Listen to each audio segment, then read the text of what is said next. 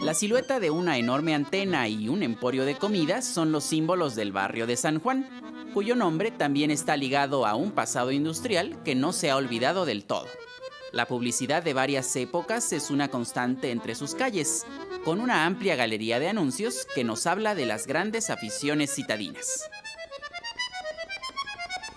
Antes de la conquista, esta zona era conocida como Moyotlán, uno de los 4 cuadrantes en los que se dividía México-Tenochtitlan.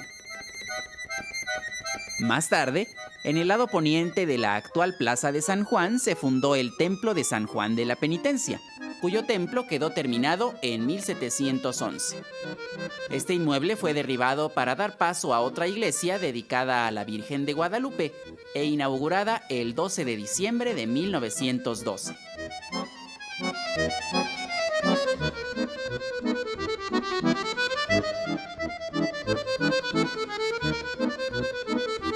En las fotografías del evento se aprecia su aspecto original, diseñado por el ingeniero Miguel Ángel de Quevedo, que ha cambiado muy poco hasta la actualidad, conservando el diseño de estilo ecléctico, adornado con pinturas murales y un interesante órgano en la parte superior.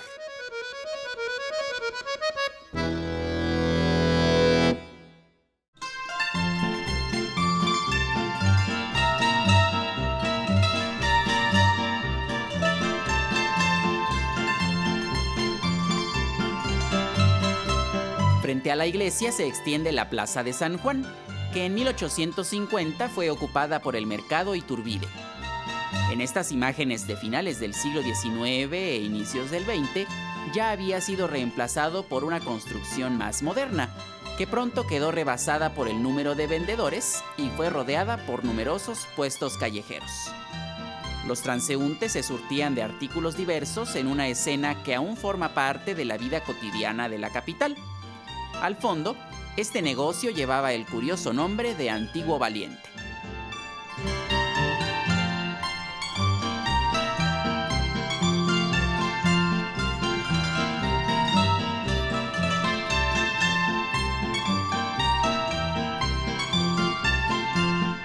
Para los años 50, el viejo mercado desapareció y sus comercios se repartieron en los alrededores.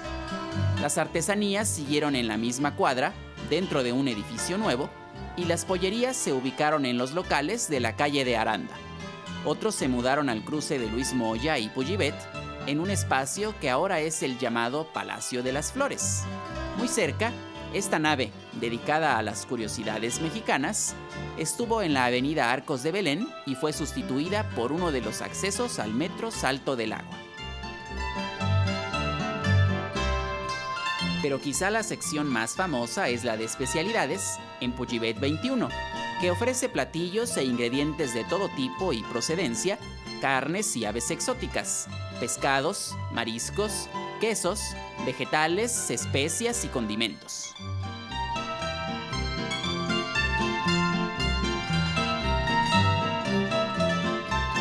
Al norte de la plaza se encuentra la Basílica Menor de San José y Nuestra Señora del Sagrado Corazón, que ha mantenido su decoración de estilo neoclásico a pesar de las transformaciones del entorno.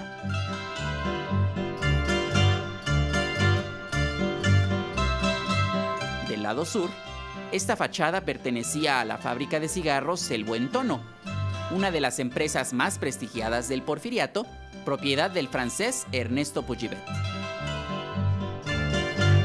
En el interior, un ejército de mujeres se encargaban de elaborar los productos que gozaban de gran publicidad, incluso patrocinando viajes en dirigible. Se formó un grupo musical llamado el Quinteto del Buen Tono y además se creó una estación de radio que aún se mantiene en operaciones.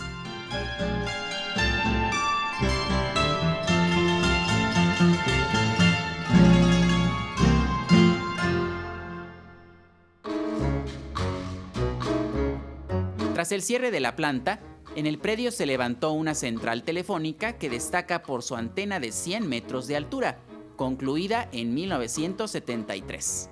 Sin embargo, la memoria de la compañía y de su fundador permanecen en la nomenclatura de la esquina.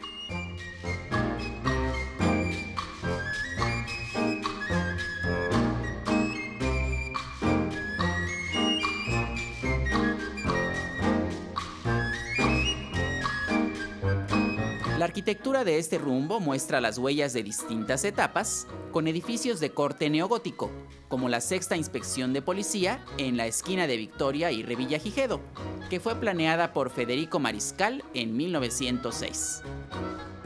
Este edificio fue dañado durante los combates de la Decena Trágica, en febrero de 1913, cuando la torre quedó casi destruida. Luego de su reparación, actualmente es el Museo de la Policía. En la acera de enfrente, este conjunto de departamentos es un ejemplo del Art Déco que nació en la década de los 20 y muy pronto se extendió por la ciudad.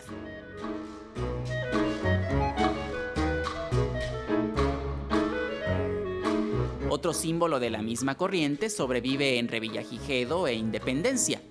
Es el antiguo cuartel central de bomberos, obra de los arquitectos Guillermo Zárraga y Vicente Mendiola, que abrió sus puertas en 1928 e integra algunos motivos prehispánicos en su decoración. Ya en el nuevo milenio se convirtió en el Museo de Arte Popular.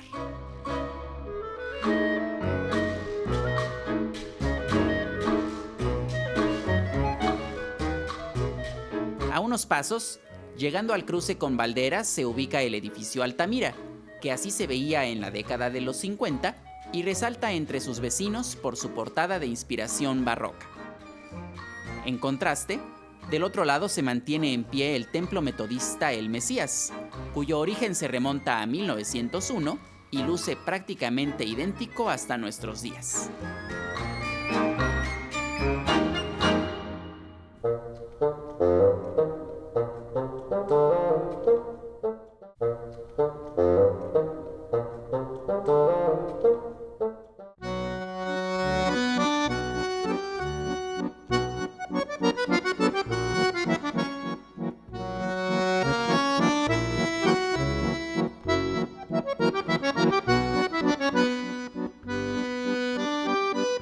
Lo que ahora es una transitada ruta del metro y del metrobús también guarda fragmentos de una larga historia.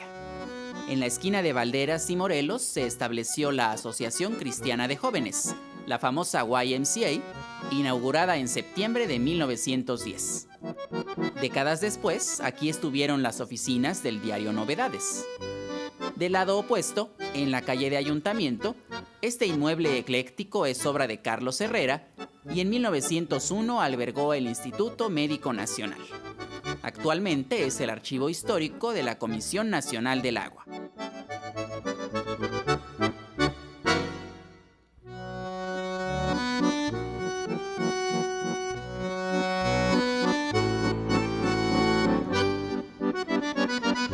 En el extremo sur de la avenida, el Jardín de la Ciudadela luce en el centro una estatua de José María Morelos, inaugurada para conmemorar el centenario del sitio de Cuautla en 1912. A un lado, la Biblioteca de México ocupa las antiguas instalaciones de la Real Fábrica de Puros y Tabaco, un complejo similar a una fortaleza que data de 1807 y fue bautizado como la Ciudadela. En la última etapa del Porfiriato, los salones se adaptaron como museo de artillería, con retratos y objetos alusivos a la historia nacional, además de una colección de armas y cañones.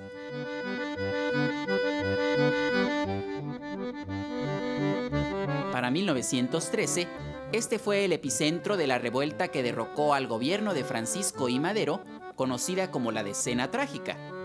Las fuerzas de Félix Díaz tomaron la Ciudadela en febrero, colocando barricadas en las calles aledañas, que se volvieron auténticos campos de batalla. Las balas alcanzaron la pulquería La Fronteriza, que estuvo en Valderas y Pujibet, y como detalle curioso, lucía un anuncio del Buen Tono junto a la puerta. En la actual calle de Artículo 123, las víctimas del fuego cruzado yacían junto a los rieles del tranvía. Llevó meses reparar los daños en el entorno urbano, aunque las fracturas en la sociedad fueron más profundas.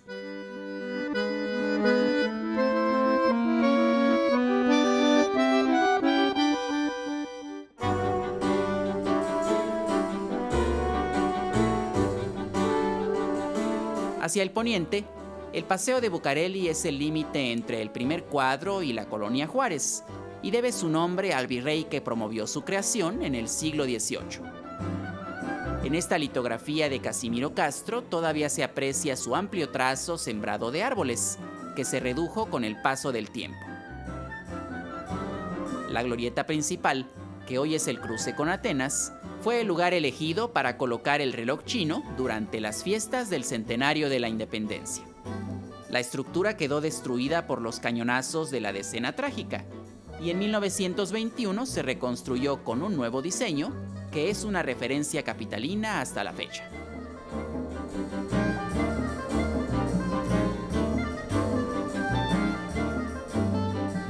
Del lado sureste, el edificio Gaona ha atestiguado innumerables sucesos desde 1924, cuando fue planeado por Ángel Torres Torija con un peculiar estilo neocolonial. A una cuadra, en Emilio Dondé y Enrico Martínez estuvo la vieja Escuela de Comercio y Administración, construida en el Porfiriato, que más tarde dio lugar a la vocacional número 5 del Politécnico.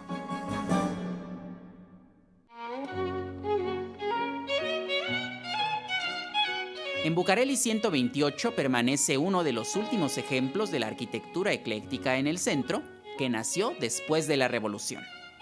El edificio Vizcaya fue planeado por el ingeniero Roberto Servín en la década de los 20, con una amplia calle privada que da acceso a los departamentos, habitados por diversas personalidades a lo largo del tiempo, y aún hoy atrae las miradas de quienes pasan frente a la puerta.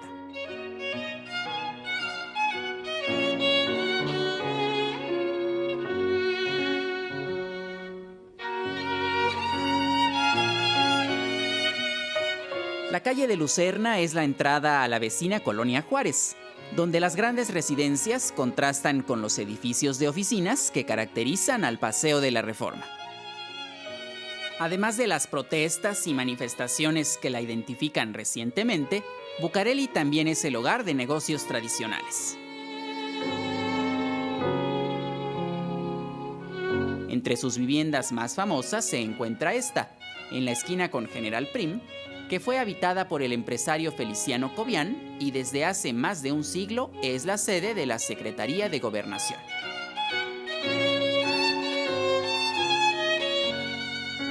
En el cruce con Turín, este conjunto habitacional fue construido por el Buen Tono en 1912 y en él quedó plasmado el diseño creado por Miguel Ángel de Quevedo, dividido en 3 calles interiores que fueron bautizadas como las marcas de la cigarrera: Gardenia, Mascota e Ideal.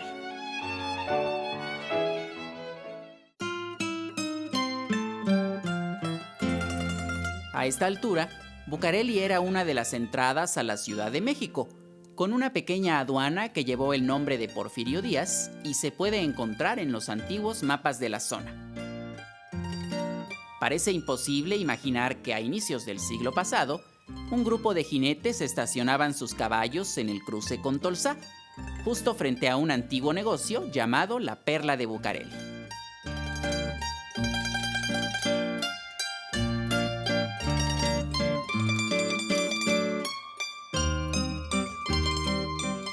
En la década de los 30, con el crecimiento de la urbe y el incremento en el número de vehículos, surgieron varios proyectos viales que modificaron el rostro del primer cuadro. Entre los más importantes estuvo la avenida 20 de Noviembre, que se abrió paso a través de antiguos callejones para conectar el centro con las colonias ubicadas al sur, creando al mismo tiempo un moderno corredor comercial. Hasta entonces, El primer tramo era un estrecho pasaje conocido como la Callejuela, que se extendía a un costado del ayuntamiento y terminaba en la actual Venustiano Carranza. En este cruce, esta construcción fue demolida para ajustarse al nuevo trazo. En su lugar se levantó un edificio de estilo Art Deco, planeado por Enrique de la Mora, que aparece en imágenes de varias décadas, en blanco y negro y también a todo color, siempre acompañado por la silueta de la catedral en el fondo y también por su vecino de enfrente. Se trata de una tienda de larga tradición en la ciudad, cuya historia se remonta a 1891, aunque el inmueble que hoy vemos fue diseñado por el arquitecto francés Paul Dubois en 1921, ya que su antecesor había sido destruido por un incendio. En la acera opuesta sobrevive el Templo de San Bernardo, cuya construcción se remonta al siglo XVII y que no escapó a los grandes cambios. Una de sus portadas fue girada 90 grados para alinearse con la nueva avenida.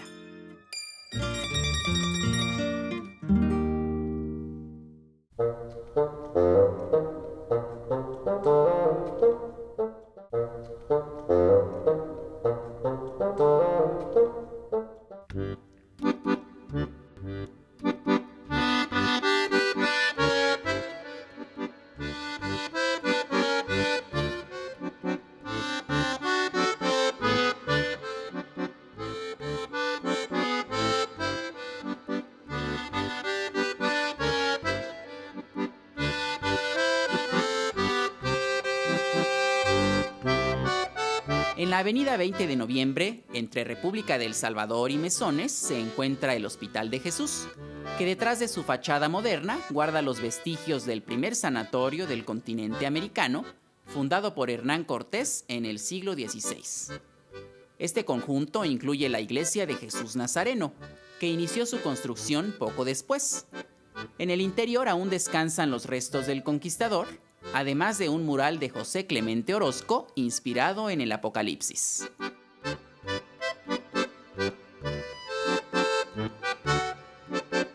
A esta altura, 20 de noviembre absorbió la Cerrada de Jesús, que solo llegaba hasta Mesones, como se puede ver en esta toma cercana a 1930, donde destaca el edificio que albergó los baños de San Felipe.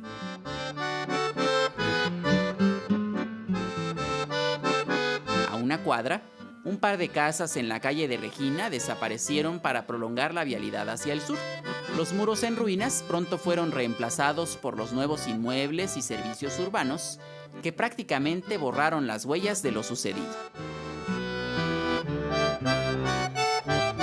En el cruce con Izazaga, la cúpula del Templo de San Miguel fue testigo del fin de una era y el nacimiento de otra, que estaría marcada por la velocidad.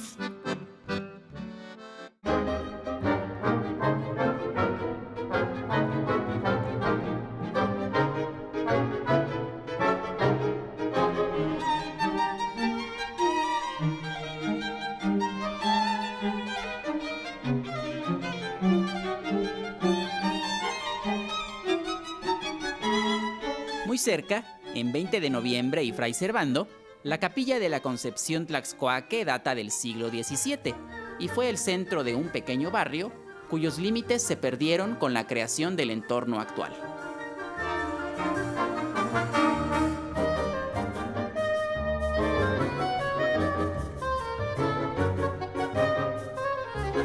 Así se veía este lugar alrededor de 1930, con una pequeña carpa conocida como Salón Edén.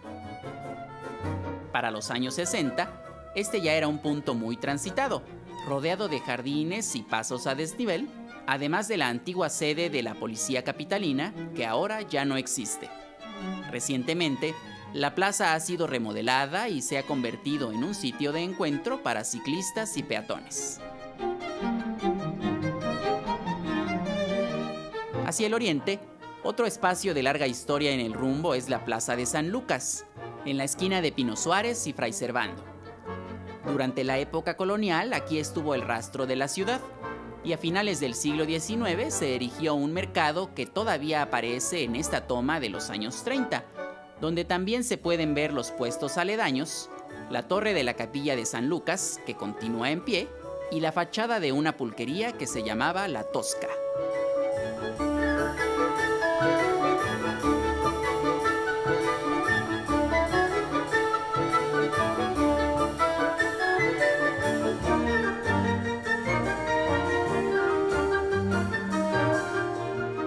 Más tarde, en este cuadrante estuvieron las torres de oficinas del conjunto Pino Suárez, uno de los rostros más visibles de los sismos de 1985. La avenida Pino Suárez conserva el trazo de la calzada que comunicaba a Tenochtitlan con Iztapalapa. En la década de los 50 fue ensanchada, cambiando por completo su aspecto. Poco antes, esta cervecería y otros negocios conformaban el paisaje cotidiano frente al anuncio del famoso Cine Cairo.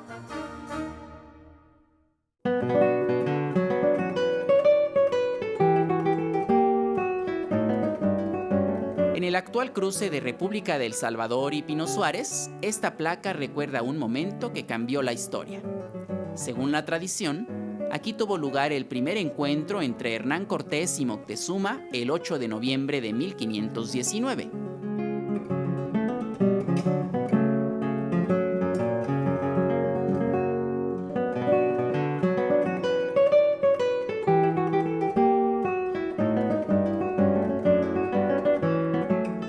Cruzando la calle se ubica la Casa de los Condes de Santiago de Calimaya, obra del arquitecto Francisco Guerrero y Torres, que incluyó en la esquina una piedra tallada del Templo Mayor. Desde 1964, este palacio alberga el Museo de la Ciudad de México. Uno de sus primeros atractivos fue esta maqueta que reproducía las avenidas y los edificios de la capital.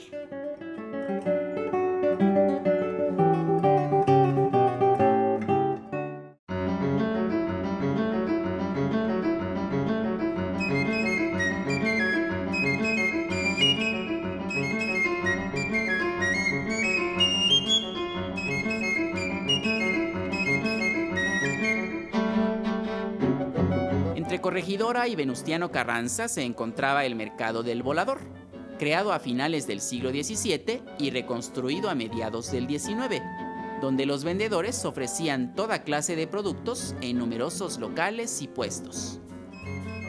Alrededor de 1930, el Volador ya había desaparecido y en su lugar se extendía un jardín que tuvo una vida muy corta, pues en 1936 iniciaron las obras de la Suprema Corte de Justicia de la Nación, edificio planeado por el arquitecto Antonio Muñoz. A las puertas de este recinto, miles de personas entran y salen de la línea 2 del metro, en un recorrido interminable que se repite cada día con diferentes rostros.